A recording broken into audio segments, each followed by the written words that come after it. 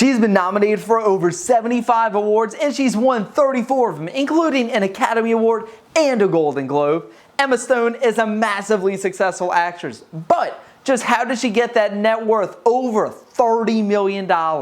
She was born in Scottsdale, Arizona, November 6, 1988. Now, she had the dream of acting from a young age, and by 11, she was already acting in a variety of different stage productions at her local youth theater and taking voice lessons. Her drive to become an actress was so strong, in fact, that by age 14, she was making PowerPoint presentations trying to convince her parents to move to Hollywood. Eventually, that perseverance did pay off, though, and in 2004, she moved to LA with her mother to pursue her career in acting. She would find herself in a few different TV shows, including The Sweet Life of Zack and Cody and Malcolm in the Middle. Her feature film debut would hit in 2007 with Superbad, co-starring Jonah Hill and Michael Cera with a budget of just $20 million.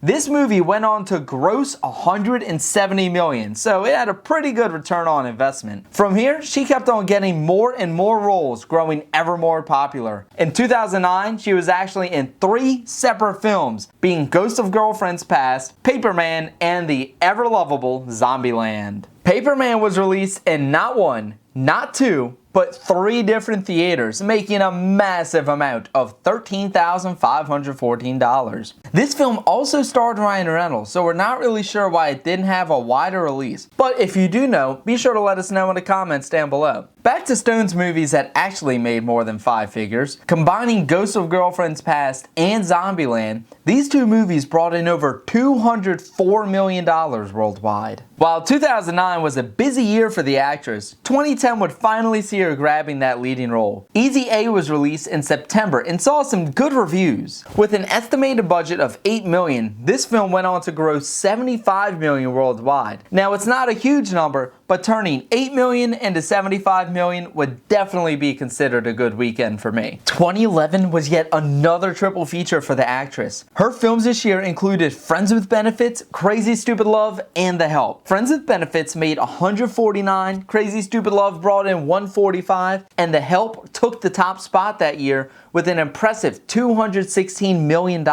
This year would also be when she hit the pinnacle of any actor or actress's career with a spot on Robot Chicken. By this point, Emma Stone had cemented herself as an icon in Hollywood. But let's take a look at some of her other financial assets. Stone also likes housing. She has a combined portfolio of 4 houses totaling over $11.5 million bucks. She'd actually be about $15 million, but in 2019 she sold her Beverly Hills home for around $3.9 million. Though she did quickly scoop up her Malibu and Los Angeles properties for a cool $5.5 million. She also owns not 1, but 2 different places in New York City. Her West Village condo is just chump change at $2.4 million. And to bring it all home, we have her spot in the financial district, which had a $3.6 million price tag. We're gonna leap right back into how she made that money. Her biggest hit was in 2012 with The Amazing Spiderman, where she played Gwen Stacy in the superhero movie. Now, being made after 2008, there was a lot of money and expectations on it, with a $230 million budget, and it grossed over $757 million. Not only is this the highest budget film she worked on, it's also the highest grossing movie she was ever a part of. She also voice acted in the animated movie The Croods. The budget for this film was close to $135 million, and it brought in almost $600 million.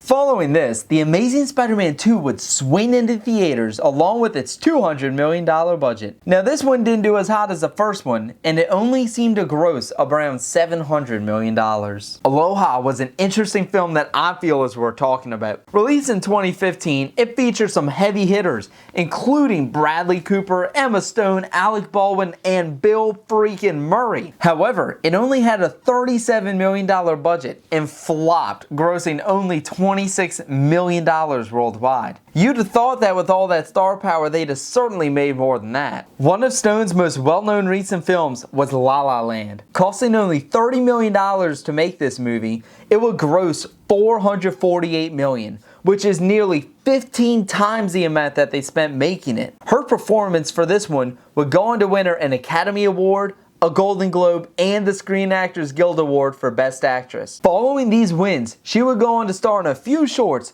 along with the feature films Zombieland Double Tap and The Croods New Age, which were both very successful. Cruella is set to release pretty soon, so we're gonna have to wait and see how the film does. Now, an exact budget hasn't been released yet, but we can make an educated guess. To estimate, let's take a look at a few other live-action Disney movies. First film that we're going to be taking a look at is Beauty and the Beast, with a budget of $160 million, but brought in an astounding $1.2 billion for the House of Mouse. The first Maleficent movie cost $180 million, but here's the kicker. It grossed over $750 million. Aladdin had a price tag of $183 million, but it broke the $1 billion mark. Finally, we have Mulan, which had a budget of $200 million. Now, Mulan was mainly released on Disney Plus since there was a little bit something happening around the world at the time. So we don't really know how much this movie brought in. Now that we went over all those numbers, we could take an estimate of about $150 to $200 million for the budget of Cruella. In terms of how well it will gross though, it might not do super hot in theaters, but we do have more and more theaters beginning to open up. So it'll be interesting to see how well this film performs. Are you planning to go and see it in theaters or watch it on Disney Plus? Let us know in the comments down below. Well, it seems like Emma Stone is worth just a little bit more than us here at the Financial Fixation, but you can help us close the gap by subscribing to the channel. This is Don with the Financial Fixation, and I look forward to seeing you in our next video.